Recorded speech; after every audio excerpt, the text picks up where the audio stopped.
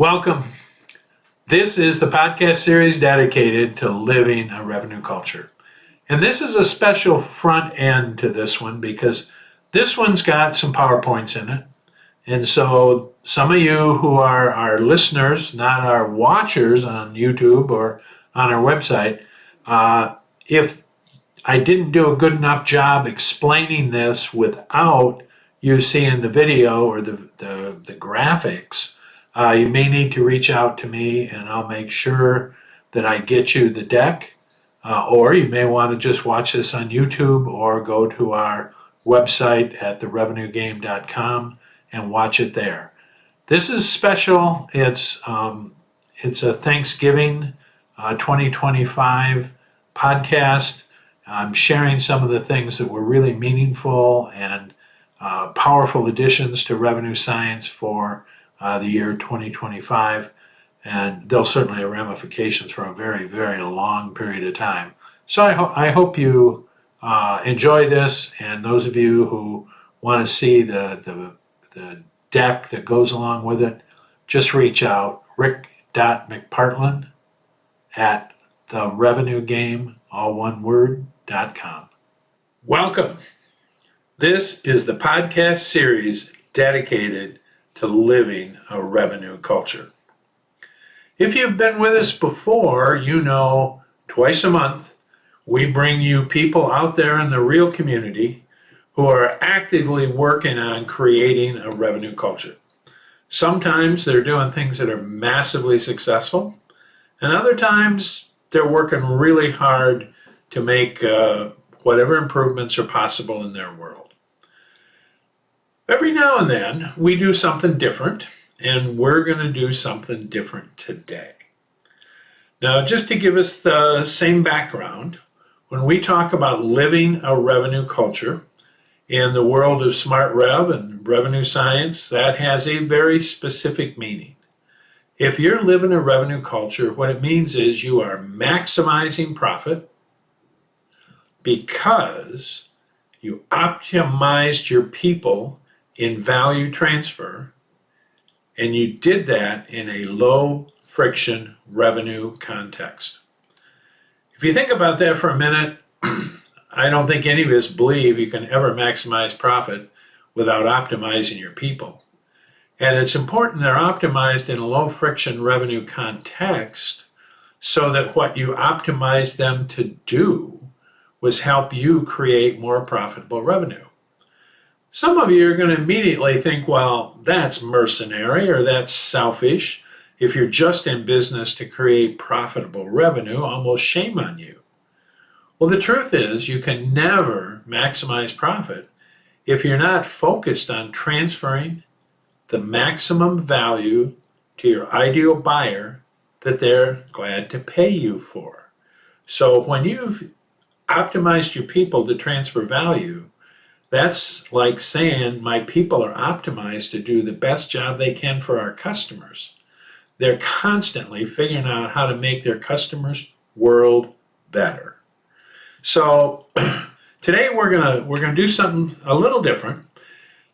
This is Thanksgiving week in the year 2025, in case you're looking at this as a rerun later. And I'm very thankful for a number of things, certainly for our clients. They've taught me so much. And for our staff, particularly, some of you know my grandson Josh has been my digital marketing guy for years, but in the last 2 years, he's just become a master at AI and has literally changed how we do business. So I'm very thankful for that because what he brought us are ways to do things that were impossible before, that we couldn't possibly have transferred as much value 2 years ago as we can today with AI and what Josh has brought us as a new business engagement model. And that business engagement model is really available for everybody. So we're going to talk about how to think about your business today.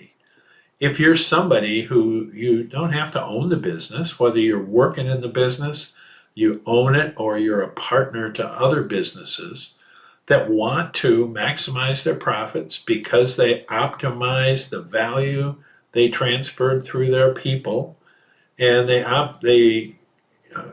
got their people skilled through a low friction revenue context. So if you're any part of that, this should be very, very interesting today for a number of reasons. But just hang on, and you're gonna hear something that I hope is going to give you a really interesting way to finish this year and go into every year thereafter. So hang on. When we talk about Smart Rev and we talk about what your opportunity is, the first thing we want to talk about is your time has come to be able to control your business. Your time has come to create that revenue culture where you maximize profit because you optimize people and value transfer, and you did that in a low friction context. And when we talk about context, one of the things that's really changed in the world is the fact that context isn't just something that we sit in and we operate in. It is constantly changing. So part of your job going forward, I don't care whether you're the CEO, a COO, a salesperson, a marketing person, a product development person, your job is to continually customize the work you do in the context that you're in. You don't get to change the context you're in. So here's a list of 17 revenue science decisions that you're making all the time and in the context that you're in. And if you don't recognize the context you're in, and we're going to solve that problem for you today, we're going to show you how to think about the context you're in and how to make decisions that will help you optimize everybody and maximize your profit and maximize your client's world. Now, I'm only going to talk about 5 of these right now.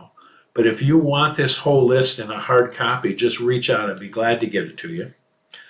The 5 I want you to be conscious of for our talk today. Number 1, you need to recognize that there's only one thing that determines your short-term survival as a business or an employee of a business is the ability to thrive over the long term by continually producing more profitable revenue. A business is driven by its ability to continually produce more profitable revenue. And if you think back to what we just talked about, what that means is your business is continually producing profits because it's continually making your customers' world better. And if you can't keep doing that, you will not be here for very long. I don't care how much capital you have. So just recognize that as a person in business, when you're talking about the revenue game, the game is, can you continually produce more profitable revenue? Second thing I want you to think about is revenue science. That's what we talk about. And medical science share a context logic structure. So the idea in the world of medical science is there to either get people healthy or keep people healthy. Revenue science is here to either get your company healthy or keep your company healthy. So both of them they're both described as science, revenue science, medical science. Medical science is actually 76 different sciences under that one umbrella. Revenue science is 40-some sciences under one umbrella. And the key to both of them is understanding the context that we find ourselves in. In medical science, it's, are you a newborn or are you 75 years old? Are you a male or are you a female? Do you come because you just got hit by a car, or did you come just for a checkup? So context matters, and it's equally the same in your business environment. Your business context matters, and we're going to spend a lot of time on that this morning. Number 3, your revenue strategy should be managed like a theory of constraints. That's TOC, theory of constraints project management. And I don't know how many of you are familiar with TOC, theory of constraints, but if you're not, you should be. If you want to save yourself months or years understanding the revenue flow of a business and what gets in the way, the C is constraints. What's constraining your business from growing, what's constraining it from scale, what's constraining it from getting from 10 to 20 million. If you really want to understand that, read Theory of Constraints books, watch videos. Goldratt is the author of a book called The Goal. And if you're in business and haven't read The Goal, you're late. You need to read it.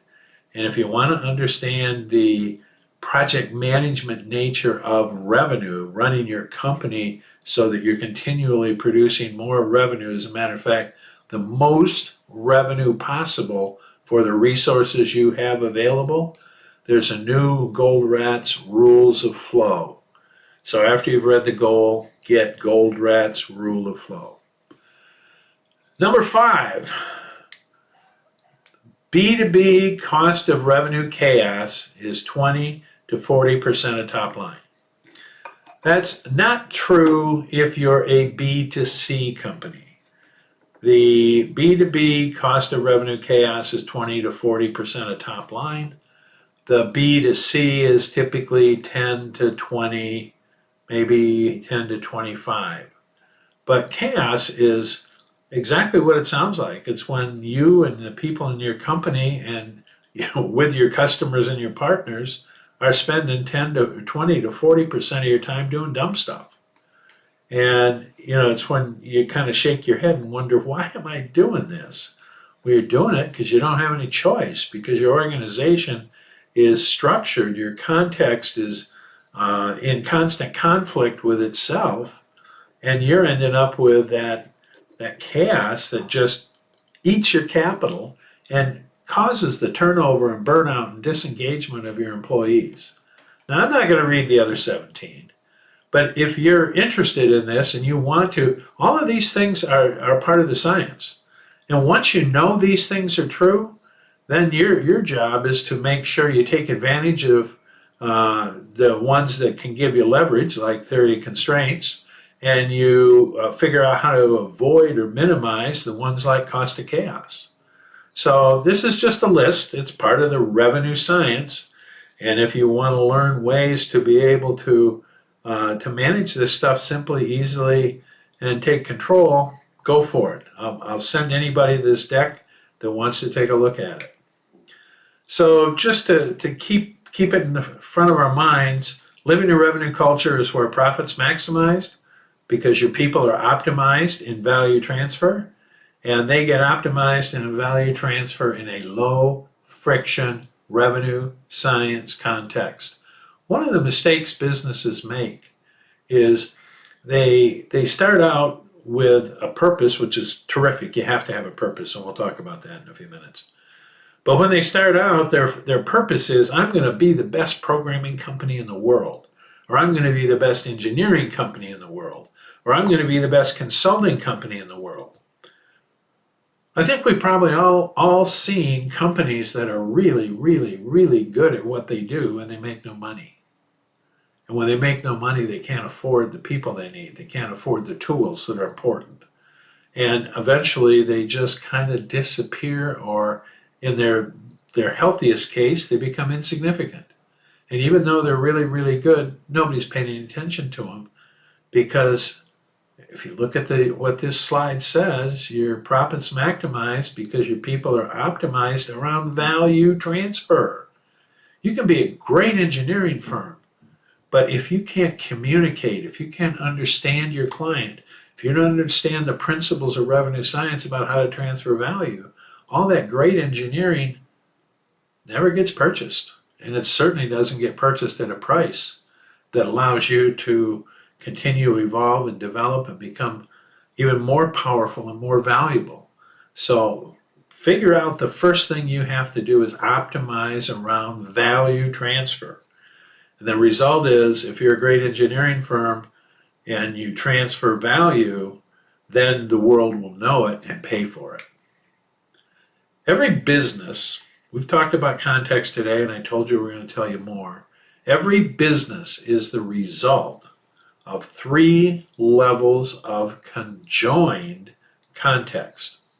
And think about that word conjoined. When I show you the three levels of context in a minute, most of our brains immediately put each of these three levels in kind of a locked room. And, level one's over there, door's locked. I can go get the key when I need it. Level two, well, that's a different key. I also have access to that, but I make sure that these rooms aren't both open at the same time. And then level three is over there, and that's a combination lock. And I can get the combination, but I don't ever open that when the other two are open. Well, that's backwards. So we're going to show you the power of treating these three levels of context as the fact they are conjoined. And the way that you maximize the value you're going to transfer is to continually customize those three levels in a way that you can transfer the most value possible today with the resources you have to build for a long-term future.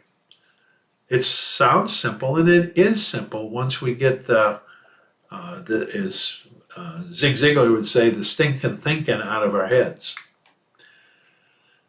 Now, this isn't the most elegant piece of art you've ever seen in a slide deck. But this is something that I told you, this is Thanksgiving of 2025. And this picture just came to us in the last 60 days. And if you come back in a year and we show this picture again, I guarantee you it will be more artistic. But I'm not sure it'll tell the story any better. So I said there's three levels of context. And we're going to talk about those right now so you understand them. Level 1, Level 2, and Level 3. Level 1 is where we have almost zero control over the context in level 1. It's the fact there's a shooting war in Ukraine. AI has taken over the world from we hadn't thought about it at all to every conversation has AI in it. The employment pool, where are the people you need to hire, the people who can really do the job and knock it out of the park? What are the demographics? The boomers are leaving the field. There's a whole new need for new generations to both step up as leaders, to step up as those people contributing capital, and those people to do the necessary required work. Politics, interest rates, the economy, inflation, all of those things we have next to zero control over. We better understand them, and we better be willing to do that customized adjustment based on the whole context, but we don't control any of those things. Now, those are the three things that my company thinks about in our work.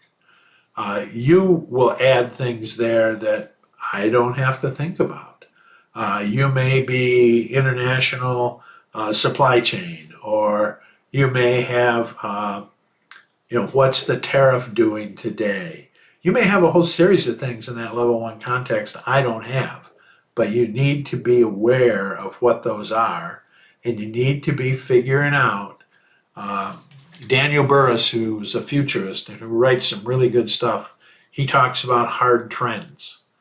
And you need to know the hard trends because you're not going to change the fact that AI is here. You're not going to change demographics. You're not going to change inflation. And those are trends that are here today. They're predictable for the future, and you better get ready. There are also soft trends, and you need to think about those as well because they do impact you, but they're not as predictable. So, as it says on the left, understand and adjust. That's level 1 context. Now, we warned you the three levels of context are conjoined. They come to you as a unit and you don't get out of that. Level 2 is what we call custom revenue configuration. And this is a place where you have a very high degree of control. There are things like your revenue strategy, your leadership team, your approach to leadership, your true north, your revenue roadmap, your revenue culture, your offers and offer management, and your purpose. You have almost total control every single one of those. And as it says on the left, what this is really about is you really have to know your purpose, you have to create a revenue strategy, and you have to create a deployable structure. Most businesses don't do any of those things. It's a rare business, 1 in 100, that has a revenue strategy like we're going to talk about in a minute. And if you don't have a revenue strategy, I don't know how you build a deployable structure to take it to the market and produce the revenue and profit that you need. And you can't really create a revenue strategy on a deployable structure unless you've got a defined purpose. The defined purpose, we'll talk more about it, but that's basically why your employees stay with you. It's why you can create partnerships with customers. And it's how you know how to build a strategy that's scalable. So you need this level. It's critical. It's what my company does. We own this. We can make sure every company has a level 2 custom revenue configuration. And it's interesting, if you don't have level 2, everything in level 3, which is defined as unified integrated execution, is going to execute randomly because it's not aligned to the things in level 2. So when you have trouble hiring, for example, a really good marketing agency, or you have trouble getting the right salespeople on board, or you have trouble with process, don't be surprised if you haven't done level 2. If you haven't done level 2, you can have a great company help you hire, but they're just helping you hire good people. Not necessarily good people for your company to do the work that you need to do today. And you certainly can't have a great marketing partner if you aren't clear about your revenue strategy, your true north, your revenue roadmap, your revenue culture, your offer management, or your purpose. So when you think about conjoined levels of context, recognize that these 3 levels are in play at all times. Level 1 you have no control over, but it changes. Now, if level 2 you've really defined it, it's kind of like the Navy SEALs. And SEALs assume that whatever their plan is, it will not survive the battlefield. Well, that's how our businesses are today. We can have a great plan, and all of a sudden there's a war, or there's a tariff on our particular space, or interest rates change drastically.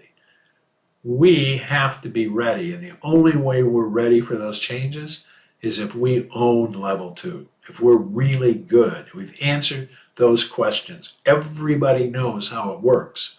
And so when something changes around us, we can tweak certain parts of this to either get less damaged or to scale like crazy, because that change helps us immensely. But if we haven't done level 2, everything's a crapshoot. So level 3, if it can't be aligned, that's where in level 2 it says that create the deployable structure. If there's no structure in place, everything in level 3 is random. If there's no structure in place, everything in level 3 is random. And if everything in level 3 is random, you cannot scale. And you probably have an extremely high cost of chaos. However, if you choose to understand context level 1, if you choose to be very clear about a big purpose, the reason you exist that makes people glad you're there, you have your revenue strategy and you build that structure, now you can execute like crazy in a good way. And guess what? You just might be that company who's actually maximizing their profit because they optimize their people in a low friction context. So that's what this picture's about. My gift to you, and what I hope you say thanks for after today, is recognizing that every day you play in this 3-level context. You don't have a choice. There are no options. You are playing in this context. The only thing you can do is understand context level 1 as it relates to you. And some of the changes there will help and some of them won't. And then if you've created the level 2 where you have a high degree of control, now when you go to execute in level 3, the execution is specifically aligned to achieve those goals and those processes and those outcomes needed in level 2. And your result can be that you maximized your profit, optimized your people. And when you've optimized your people, they stay longer, they're more creative, innovative, collaborative, and all those kinds of good words. So we're just going to take a couple of minutes and run through some things that we can do a session later, or if you want to talk about them, or when you get the deck, you want to ask that we do another podcast on them, please do. But I just want you to see how you actually optimize these things once you've recognized your conjoined context. Big purpose. There's only 2 forms. On the left side, you're a big purpose company. You're in business for the long term. You are a thought leader. You know how to do something, or you know something that your customers don't know or can't do without you, and you're buyer first. You think about your customers as you make money with them as opposed to you make money from them. The other choice is mercenary, and in mercenary, just to continue, you make money from the customer. You might be that company that drives to the hurricane area and puts on roofs because you're good at putting on roofs and you're good working with insurance companies. And when the roofs are all on, you're back playing golf or fishing or whatever it is you do the rest of the year. You're not big purpose. You're not long term. Your business is all about fulfillment, and you provide a service that's important, but you're not creating partnerships, and you don't care if people trust you beyond the fact that they don't pay you unless the roof is on and doesn't leak. The dangerous place is to not be one or the other. If you're not either big purpose or mercenary, your employees don't know who you are, they don't know how to act, and neither do your customers. So make sure you select. And if you remember, at level 2 context, purpose was key.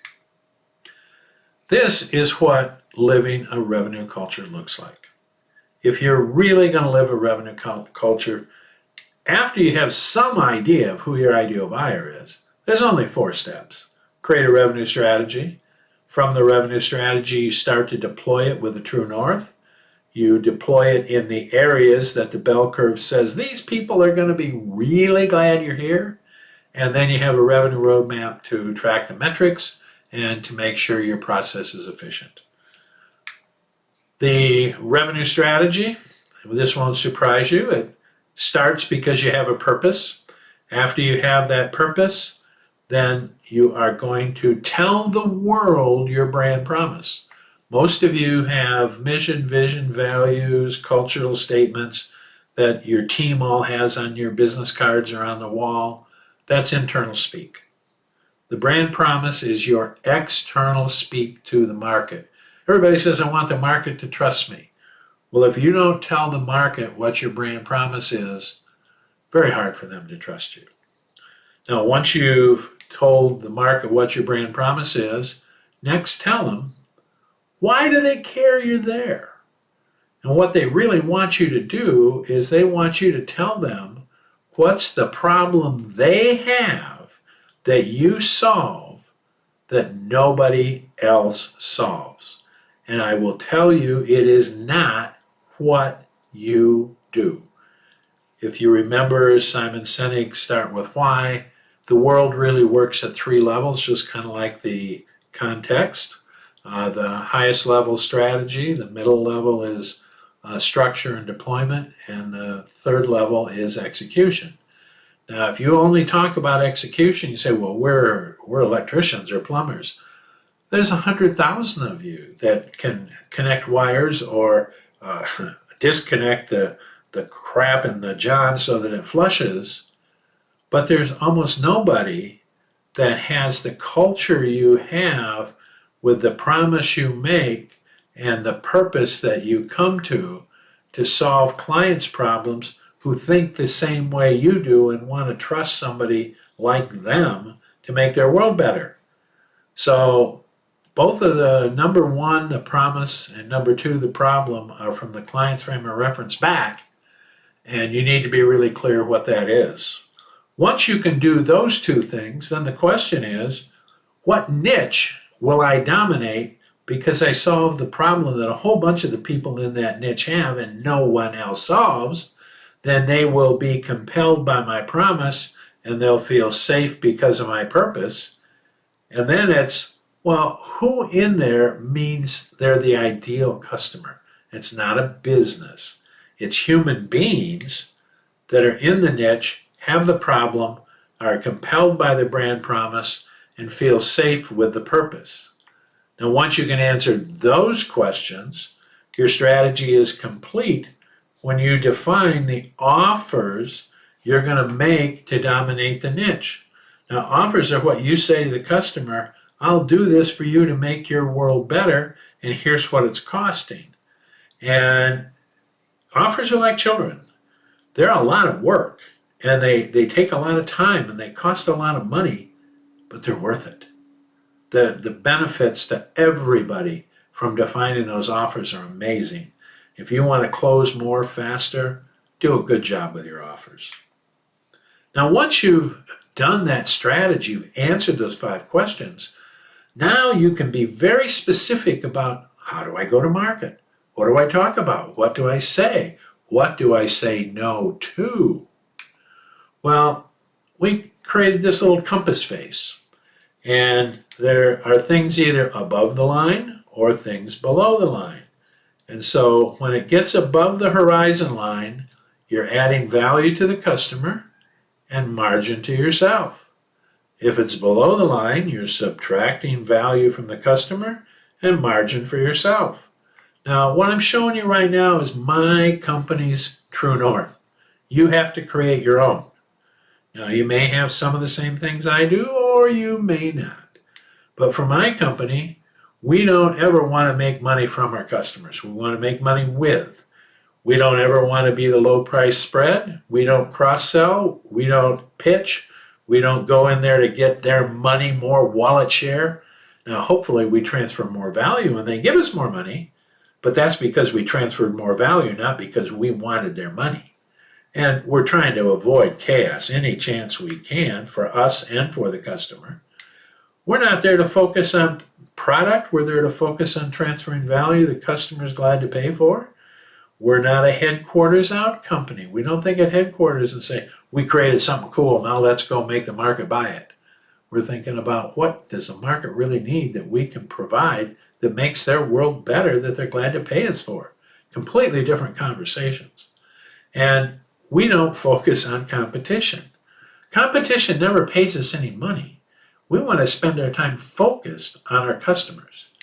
And we don't upsell any more than we cross-sell or wallet share approach. So those are the things we don't do.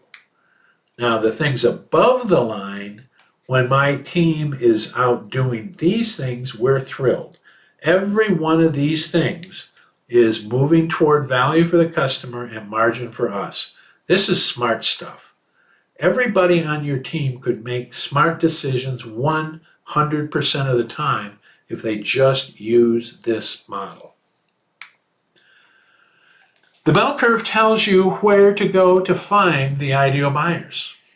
Now, we could spend a day, and I have many times, just talking about the bell curve. But we're going to make this as simple as we can just to give you some power to go into the market and make some really cool decisions. This is another way to think about what we call bell curve 2.0. It's called the diffusion of innovation.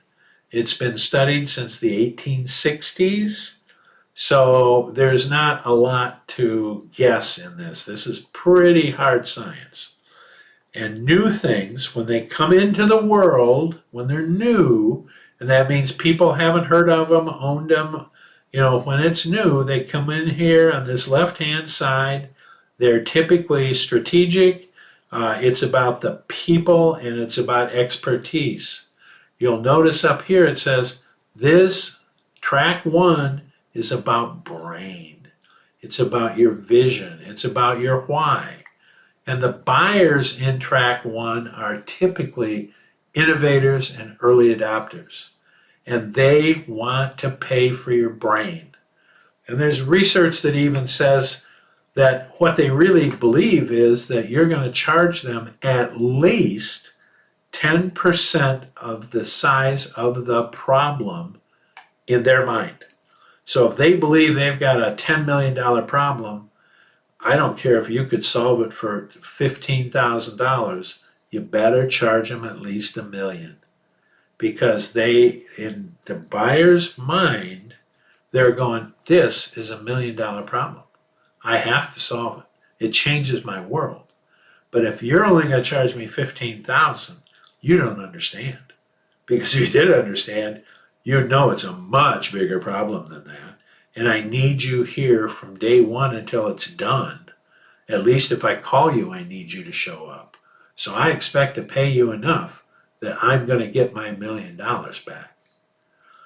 And they'd be happier if you charged them $2 million, because then they know you understand the problem and you're willing to be there from start to finish to help them fix it. Now, I'm going to jump to the other side of the bell curve, and this is track 5, pure commodity. Over here, you think about people are buying stuff, and they care about the ops being, it better be okay. And so it's really about what you do is what they're buying, and they're assuming it's going to be competitive, price-driven, and that what you do is approximately the same as 10 or 20 or 100 other people. So just think about the differences on how you market on the right side. It's coupons and billboards and late night TV. On the left side, it's white papers and conferences and referrals. And everything starts to transition as it goes from track 1 to track 2, where they still need a lot of your brain, but they've at least read articles and they understand something.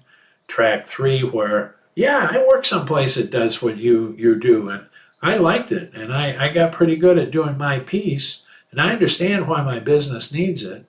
Here, yeah, I know we need it. We don't know everything we need to know, but we know a lot, and we do care about how much it costs. Over to track 5, which is a commodity purchase. Now, today, in the world of AI, with all the other things going on, we can help you find the buyers in each one of these different track areas through looking at their websites, looking at their LinkedIn, and a dozen other ways where you don't have to make 1,000 phone calls. There are ways to get to, if you remember in the revenue strategy, that niche that has that problem, that wants it solved, and we can pretty much know who that ideal buyer is before we've ever talked to them. And so today is a different world than we've grown up in before, and the Bell Curve 2.0 can help you focus and not spend a lot of your time with the wrong people. And finally is the revenue roadmap. And we aren't going to spend a lot of time on this today. When we used to do this work with the biggest companies in the world, Siemens, Philips, Johnson & Johnson, AT&T, people like that, those 6 items, actually underneath those 6 items, had 378 variables that we used to audit. If you're a mid-sized company, these 6 are enough. But you really have to track, because the world is your oyster today. That's the good news. There's hundreds or thousands or tens of thousands of people out there that could be really ideal customers for you if you could find them all, if you had the resources to actually get to them. And today, they're going to come to you because they're going to find you on the website, or they're going to hear you speak, or they're going to talk to somebody who did business with you, and they're going to find you. And so you have to build a process so that once they find you, they go, oh, they look even better than I hoped. And I've done some research on them, and they ain't all bad. Maybe I really need to talk to them and see if they really do what I hope they do. That's that problem you solve, nobody else solves. And then if they really say they do that, and I have the problem they think I have, how do we sit down together collectively and develop a statement of work that I'll get what I really want at a fee that I'm willing to pay, because then we'll contract and then we'll get the delivery of it. So the roadmap's a big deal. And the roadmap is for offers. This isn't the roadmap of all the products or services. It's the roadmap for each product or service, each offer. And what you're measuring across this roadmap is volume, how many go across it, velocity, how fast do they go, most important, how much value do they actually transfer that we get paid for. And it's interesting, if you think about value, if the value is high, you can probably imagine the volume and the velocity go up. If the value is low, it's really hard to get high value and high velocity and high volume. So roadmap's really powerful. And if again you have questions or want to do a special session, let me know. We can absolutely do that. So you've looked at the fact there's 3 levels of context. Level 1, you have virtually no control over, but you better pay attention. Level 2, you're kind of like the SEAL team. You're building the what are we going to do to go to market, that no matter what happens out there with context 1, or even what happens with context 3, things don't work, we got to readjust. Level 2 gives you that foundation, that set of tools, that structure, that solid team-based approach, so that whatever happens, if it's a problem, you're going to adjust to fix it. And if it's good news, you're going to scale it like crazy. Because if you don't have level 2, level 3 by definition is random, and trying to get all those parts in random to play well together, that just doesn't happen. So think about the 3 levels of conjoined context. Your job is to customize that picture for you. And when something on that picture changes, you go back and customize the other pieces to either mitigate the risk or take advantage of the opportunity. That's your job going forward. So if you kind of want to map, know the hard trends, that's a context 1, and figure out how they impact your value. Anticipate soft trends that may be impacting your value for better or for worse. But if you're not watching them, when they show up, then you say, well, we're agile, we'll figure it out. Today, agile's assumed. Everybody's going to be agile or they're gone. What you need to be is anticipatory. You need to be waiting until you see for sure the hard trend is already here and the soft trend is about to start, and we're ready to take advantage of it. Context level 2, declare and live your purpose. Answer the 5 revenue strategy questions that transfer value and anchors your culture, and then provide the required structure and tools for that low friction execution. That's really that piece we talked about to maximize profit. You have to optimize your people in a low friction context. That's at level 2. If you don't do that level 2 well, it's going to be really hard to ever get close to maximizing your profit. Level 3, execute for the achievement of the level 2 strategy. Otherwise, all those things at level 2, which is where you spend your most money, it's where you spend your most time, they're just all random. Trying to put random pieces together to create great outcomes, not a good bet. You might get it kind of done okay once, but it won't last, and you'll have to redo it, hope it works. Second one is always deliver buyer added value and seller margin. Don't let your people do things just to close a transaction. I'm a lifetime salesperson. I worked with people who will go out and discount because it helps their commission. They're not really adding any value to the buyer, and they're certainly not adding any margin to you.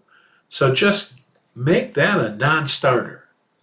And then the third one is level 3, immediately customize it based on changes in context. Some people I've seen when they execute around EOS, they get really, really, really, really, really good at execution, but the world changed. And so they're still executing, and they're executing very well, but they're executing on what the market wanted 2 years ago.